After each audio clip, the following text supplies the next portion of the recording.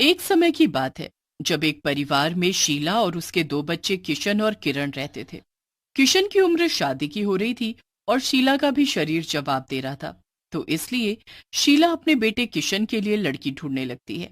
एक दिन शीला के घर उसकी बहन किसी लड़की का रिश्ता लेकर आती है और तभी किशन भी ऑफिस से घर आ जाता है। अरे मौसी जी, नमस्ते। आज इतने दिनों बाद। हाँ बेटा, बात ही कुछ ऐसी है कि आज मुझे घर आना ही पड़ा। क्या बात है मौसी जी, मुझे भी बताओ। मैं तेरे लिए एक रिश्ता लेकर आई हूँ। बड़ी ही सुंदर और सुशील लड़की है। तू देखेगा तो एक बार में ही पसंद कर लेगा। हाँ। पर मौसी जी, रिश्ता, शादी, ये सब क्या है माँ? अरे बेटा, तेरी शादी की उम्र है और मुझसे भी अब कुछ संभाला नहीं जाता। अब बहू आएगी तो वही घर संभालेगी। देखो माँ, मैंने आपको अभी तक बताया नहीं, पर आज बता रहा हूँ। मुझे एक लड़की पसंद है और मैं उसी से शादी करूंगा। ये तू कैसी बातें कर रहा है बेटा? ऐसा मत बोल। हमारे घर में कभी किसी ने ऐसे अपनी पसंद से शादी नहीं की। और देखना, अभी तो किरण की शादी भी होनी है। तू अगर ऐसे शादी कर लेगा तो उससे कौन शादी करेगा? देखो माँ, मेरे सामने ये सब फालतू की बातें मत करो। मैंने बोल दिया तो बोल दिया। शादी करूंगा तो पूनम से ही करूंगा, वरना किसी से भी नहीं करूंगा। किशन वहां से बड़बड़ाकर निकल जाता है। किशन की माँ और मौसी एक दूसरे की शक्ल देखते रह जाते हैं। हे भगवान, आजकल के बच्चे, क्या करें इनका। शीला अपने बेटे को काफी दिनों तक समझाती रहती है, पर किशन अपनी बात पर अड़ा रहता है। हार कर शीला को किशन की बात माननी पड़ती है। वो किशन की शादी उसकी पसंद की लड़की पूनम से करवा देती है। अगले दिन जैसे ही शीला उठती है तो पूनम उनके सामने एकदम मॉडर्न कपड़ों में खड़ी होती है। अरे बहू, ये कैसे कपड़े पहने हैं और तुम ये कहाँ जाने की तैयारी में हो? देखो, मैं तो ऐसे ही कपड़े पहनूंगी। मैंने पहले ही इनको बता दिया था और मैं जॉब पर जा रही हूँ। आप रात को मेरा खाना बनाकर तैयार रखना। ये क्या बोल रही है किशन? देखो तो जरा। अरे माँ, अब बात का बतंगड़ क्यों बना रही हो? बना लेना खाना। शीला और किरण तो हैरान ही रह जाते हैं। उनके सामने पूनम और किशन बाइक पर बैठकर निकल जाते हैं। हद हो गई है अब तो। ऐसे कौन करता है, वो भी शादी के पहले दिन। और भाई को तो देखो जरा, कैसे भाभी की गलत बात में साइड ले रहा है। ये अपनी पसंद का नतीजा है। हमारे तो भाग ही फूट गए। उसके बाद कुछ दिन ऐसे ही निकल जाते हैं। घर का सारा काम किरण ही करती है। पूनम बस जॉब या घूमना फिरना करती रहती है। उसको कभी रोको तो वो उल्टा जवाब देने लगती है। पूनम की हरकतों से शीला और पूनम बहुत ही परेशान रहते हैं। पर जब भी वो किशन को ये बात बताते हैं, वो उल्टा अपनी माँ और बहन से ही लड़ने लगता है। एक दिन किरण की तबीयत काफी खराब हो जाती है। माँ, मुझसे बिल्कुल भी काम नहीं हो पाएगा। आप भाभी को बोलो, मैं हमेशा घर का सारा काम करती हूँ, वो इतना तो कर ही सकती है। शीला अपनी बहू पूनम को जाकर बोलती है। वहां पर किशन भी खड़ा होता है, इसलिए पूनम कुछ बोल नहीं पाती। हाँ ठीक है माँ जी, मैं कर लूंगी काम, आप चिंता मत करो। अपनी सास और पति के जाते ही पूनम को बड़ा गुस्सा आता है। वो मन ही मन अपनी सास और ननद को खूब गाली देती है। मैं क्यों करूँ काम? हद हो गई इनकी। अब बताऊंगी इनको तो मैं। पूनम सब काम उल्टे करने लगती है। शीला ये सब देख रही होती है, पर वो कहे भी तो क्या। उसके बाद पूनम खाना बनाती है तो सारी रोटियां जानबूझकर कच्ची पक्की कर देती है। बहू, ये रोटी थोड़ी सी और सेक दे। थोड़ी कच्ची है, मुझसे चबेगी नहीं। इतना सुनते ही पूनम घर में कलेश कर देती है। देख लो अपनी माँ को, मैं आज सुबह से काम में लगी हुई हूं पर इनको फिर भी दिक्कत है।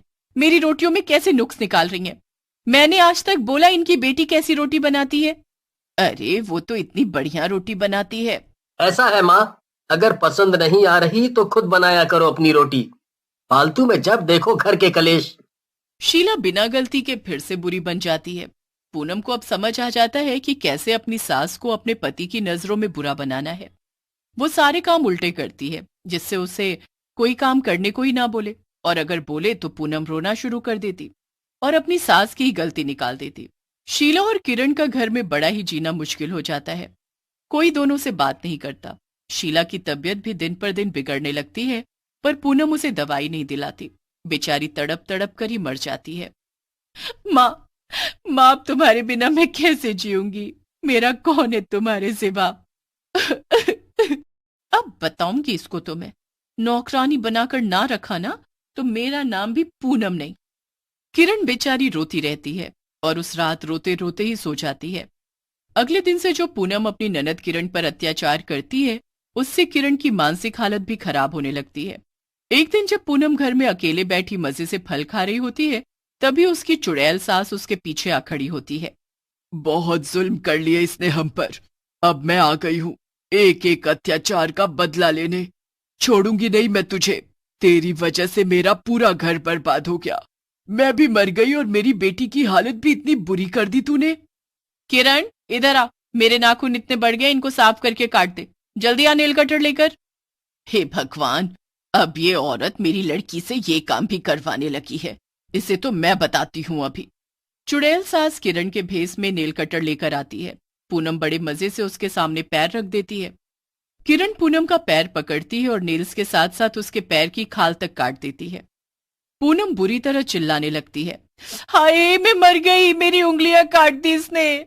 चीखने की आवाज सुनकर किशन जल्दी से भागता हुआ आता है और पूनम से पूछता है कि क्या हुआ। पूनम इशारा करके किरण पर इल्जाम लगाती है कि उसने उसकी उंगलियां काट दी।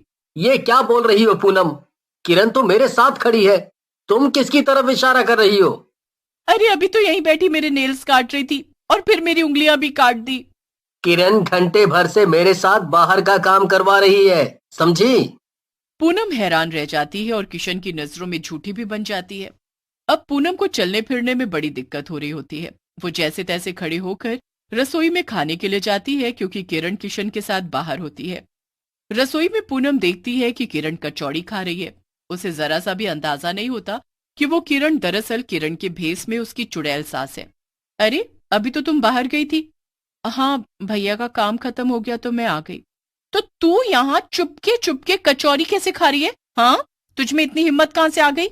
पूनम किरण के ऊपर हाथ उठाने ही वाली होती है कि किरण उसका हाथ पकड़कर मरोड़ देती है। पूनम फिर से चिल्लाने लगती है और इस बार फिर से झूठी साबित हो जाती है। अब हर दिन चुड़ैल सास कुछ न कुछ ऐसा करती है कि पूनम किशन के सामने झूठी साबित हो जाती है। ये सब किरण को कहीं न कहीं अजीब लग रहा होता है। अब अगले दिन उसकी चुड़ैल सास उसे कुछ नया करने की सोचती है। आज मैं ऐसा क्या करूं कि मजा आ जाए। सोच रही हूं कि कुछ ऐसा करूं कि इसकी सारी असलियत किशन के सामने आ जाए। बस फिर उसकी चुड़ैल सास ऐसा ही करती है। जब पूनम अपनी माँ से फोन पर किरण की बुराई कर रही होती है, तो उसकी चुड़ैल सास वहीं खड़ी सब सुन रही होती है। उसे गुस्सा तो इतना आ रहा होता है कि बस वो पूनम का मुंह ही तोड़ डाले, पर उसका मकसद कुछ और होता है। कोई नहीं बहू रानी, कर ले, मेरी बेटी की जितनी मर्जी बुराई कर ले, अब तू मुझसे बच नहीं पाएगी। चुड़ैल सास एक हाथ घुमाकर ऐसा जादू करती है कि किशन को कॉन्फ्रेंस कॉल लग जाती है। जैसे ही किशन फोन उठाता है तो उसके होश उड़ जाते हैं। अरे माँ तुम चिंता मत करो, मैं तुमसे 4 कदम आगे हो। मैंने किरण को नौकरानी बनाकर रखा है और ऊपर से ये तो अपनी बहन से नफरत करते हैं, नफरत। बस अब तेरा अगला कदम पता है ना क्या है? हाँ माँ, जो अगले हफ्ते लड़का आ रहा है ना, बस उसे देखना है। अगर अच्छा रिश्ता हुआ तो शादी होने से रोकनी है, और बुरा हुआ तो कैसे भी इसको वहां चेपना है। सास भी लुढ़का दी और आज तक पता नहीं चला किशन को कि तूने उनको एक दवाई की गोली नहीं दी। बस ऐसे ही इस किरण को ठिकाने लगा, और याद रखना कभी ये ससुराल से यहाँ ना आए। बस फिर तू और तेरा पति घर में राज करना, राज। हाँ माँ, बस तुम देखती जाओ। ये सब बातें सुनकर किशन के होश उड़ जाते हैं। वो घर आता है पर पूनम से एक शब्द भी नहीं बोलता। अब वो सब कुछ बड़े ध्यान से समझने लगता है कि कैसे उसकी बीवी का सब किया धरा है। वो एक दिन किरण के पास जाता है और उसे गले से लगा लेता है। मुझे माफ कर दे बहन। अरे पर क्या हुआ भैया, सब ठीक तो है ना? कुछ नहीं, बस मुझे तेरी अच्छी जगह शादी करनी है। और हाँ, तुझे कोई भी दिक्कत हो तो तू मुझे आकर बताना। जी भैया। उस दिन के बाद से किशन बड़ी चालाकी से अपनी बहन का रिश्ता बाहर के बाहर करके उसकी बड़ी अच्छी जगह शादी कर देता है, और किरण अपने ससुराल में खुश रहती है। पूनम को कुछ समझ ही नहीं आ रहा होता, और फिर किशन उसे अपने फोन में रिकॉर्ड की हुई उसकी कॉल को सुनाता है। पूनम के पास कहने को कुछ नहीं बचता। अब चुपचाप मेरे घर से निकल जाओ और दोबारा दिखाई मत देना, वरना ये रिकॉर्डिंग मैं पुलिस में दे दूंगा। ये सब देखकर चुड़ैल बड़ी खुश होती है। आखिरकार उस चुड़ैल सास का बदला जो पूरा हो गया होता है।